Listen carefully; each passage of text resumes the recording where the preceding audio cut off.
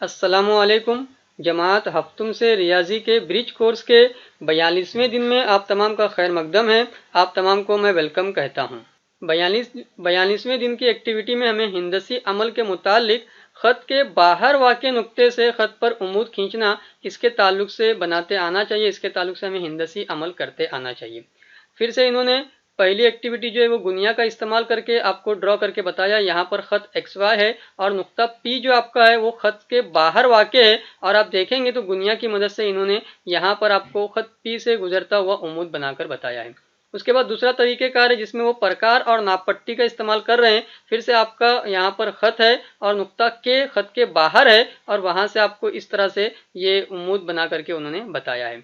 इसके मुतालिक आपको एक के बाद एक 4 सवालात देखने मिलेंगे। फिर से शुरू के 2 सवालों में गुनिया का इस्तेमाल करना है, और आखिरी के 2 सवालों में आपको देखने मिलेगा कि उन्होंने प्रकार और नाप पट्टी का जिक्र किया है। थोड़ा सा अगर आप ऑब्जर्व करते हो तो यहाँ पर इन्होंने लिखा है कि इस पर एक नुक्ता यानी ख़त पर लेना है, जबकि ऊपर जब हम लोग सीख रहे थे तो उन्होंने कहा था कि ख़त के बाहर, और यहाँ पर भी देखेंगे तो ख़त पर उन्होंने कहा है। तो इससे पहले के दिन में हमने ख़त पर के ताल्लुक से सीखा था। आज के दिन खास तौर से ख़त के बाहर वाला जिक्र होना चाहिए था। बहरहाल ड्रॉ करते वक्त हम सवाल नंबर 3 को ख़त पर के हिसाब से ड्रॉ करेंगे और सवाल नंबर 4 को ख़त के बाहर के हिसाब से ड्रॉ करेंगे। एग्जाम में जैसा सवाल पूछा जाता है उसी मुनासिबत से आपको ड्रॉ करना है। और आप देखेंगे तो समझ में आने के ताल्लुक से बात है कि ख़त के बाहर वाक़े नुक्ते से ख़त पर उमूद खींचा जा सकता है। तो चलिए सारी बातों को हम समझते हैं और एक एक करके हिंदसी अमल करके सारी बातों को ड्रॉ करते हैं। पहला सवाल है, ख़त एसार खींचिए। ख़त के बाहर कोई नुक्ता N लीजिए। गुनिया की मदद से ख़त एसार पर ख़त AB उमूद खींचिए। तो यहाँ आपके सामने ख़त एसार खींचा गया है।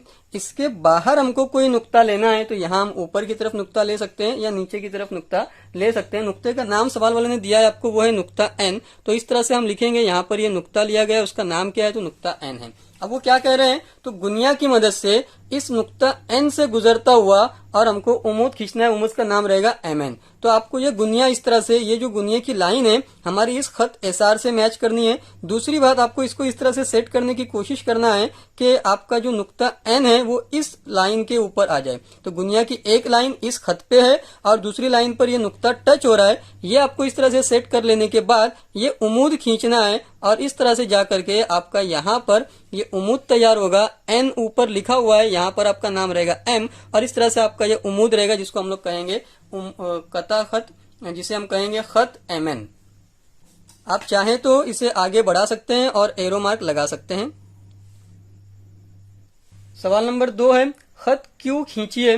ख़त के बाहर नुक्ता U लीजिए। गुनिया की मदद से नुक्ता U से गुजरने वाला उमूद ख़त Q खींचिए। तो यहाँ पर आखिर में जो उमूदी ख़त है वो Q नहीं रहेगा, आप उसको P ले सकते हो। बहरहाल यहाँ पर जो पहला ख़त वो जिक्र कर रहे हैं उसको हमने Q बना लिया है। इसके बाहर हमको नुक्ता लेना है, और बाहर हमारा नुक्ते का नाम है फॉर एग्जाम्पल U जो उन्होंने दिया है। फिर इसके बाद हमें ये इस तरह से हमारा गुनिया सेट करते आना चाहिए। ये लाइन आपकी मैच होनी चाहिए और यहाँ पर आपका नुक्ता U से गुजरना चाहिए। तो इस तरह से आपका ये उमूद तैयार हो जाएगा। उमूद को आप चाहें तो इस तरह से आगे बढ़ा देंगे और आप उसको दोनों तरफ एरो मार्क लगा देंगे। जैसे उन्होंने कहा है कि उसका नाम देना है, तो हम यहाँ पर उसका नाम दे देते हैं P, और यहाँ पर आपका ये निशान रहेगा।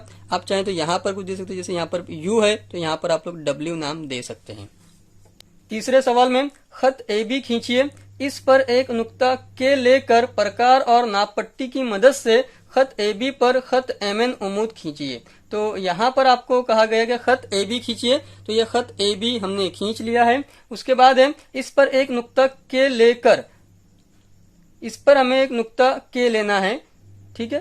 तो नुक्ता K इस पर हमें लेना है, तो यहाँ पर कहीं पर हम नुक्ता K ले लेते हैं और ये आपका नाम रहेगा नुक्ता K। फिर वो कह रहे हैं कि प्रकार और नाप पट्टी की मदद से ख़त AB पर ख़त MN उमूद खींचिए। तो यहाँ पर MN उमूद बाद में आएगा आपका, पहले आपको इसी ख़त पर जाकर के बैठना है, नुक्ते पर जाकर के बैठना है। नुक्ते पर बैठने के बाद इस तरह से राइट में आपका कॉस लगेगा, वही फासला लेकर के आपका लेफ्ट में इस तरह से कॉस लगेगा।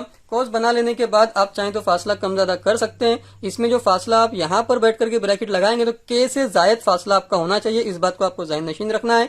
ये ऊपर की तरफ ब्रैकेट और चाहे तो आप नीचे की तरफ ब्रैकेट लगा सकते हैं। फिर उसी फासले से बी पर जाकर के बैठना है और आपको इस तरह से कट कर लेना है। कट कर लेंगे तो आपको दो नुकात मिलेंगे, एक ऊपर की तरफ और एक नीचे की तरफ, जो पॉइंट ऑफ इंटरसेक्शन आएंगे। ठीक है, ये हो जाने के बाद हम इस तरह से ज्वाइन कर देंगे और हमारा ये उमूद तैयार होता है। इसका हम नाम देंगे उमूद एमएन, और वो के से गुजरता हुआ रहेगा। यहाँ पर सवाल में उन्होंने खत पर नुक्ता लेने के लिए कहा था, इसलिए हमने खत पर नुक्ता लिए हैं, तो ये आपका नाम हो जाएगा एमएन। आखिरी सवाल है जिसमें वो कह रहे हैं खत बी खींचिए, तो ये खत बी आपके लिए खींचा गया है। उसके बाद है कि खत पर एक नुक्ता एस लीजिए। आप अगर नुक्ता खत पर ही लेना है तो जैसे मैंने इससे पहले की सवाल में आपको शक्ल बनाकर बताया उसी तरह से बनेगा, लेकिन अगर वो कहते हैं कि नुक्ता एस को आपको खत के बाहर लेना है तो वो एग्जाम्पल मैं आपको एक्स्ट्रा नॉलेज के लिए यहाँ पर बना करके बता देता हूँ। तो नुक्ता एस आपका खत के बाहर रहेगा। उसके बाद हमको प्रकार का इस्तेमाल करना है और उमूद बनाना है। तो सबसे पहले हम लोग जहां से उमूद हमारा गुजरने वाला है उस पर जाकर के बैठेंगे और इस तरह से आपको ये ब्रैकेट लगाना है। यहाँ पर एक ब्रैकेट लगेगा और वही फासला घुमा करके आपका एक ब्रैकेट यहाँ पर लगेगा। फिर बाद में आपको लेफ्ट वाले ब्रैकेट से नीचे ऊपर की तरफ ब्रैकेट लगाते आने चाहिए इस तरह से, और वही फासला लेकर के राइट साइड पर बैठ करके आपको नीचे ऊपर इस तरह से ब्रैकेट लगाते आने चाहिए।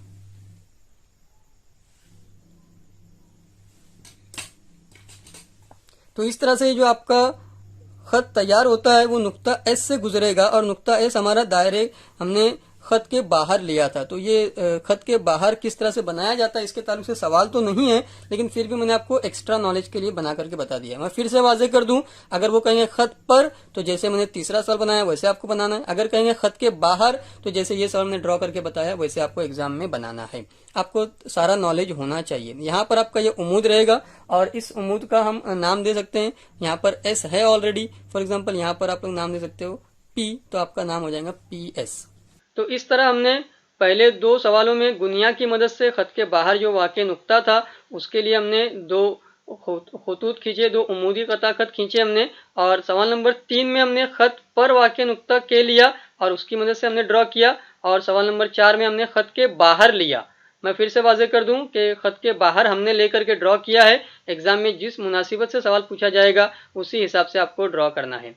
आखिर में मैं आप तमाम का शुक्रिया अदा करता हूँ। अच्छे से सीखते रहिए, छोटी छोटी बातों को नोट कीजिए और अपना और अपनी फैमिली का ख्याल रखिए। शुक्रिया, अल्लाह हाफिज़।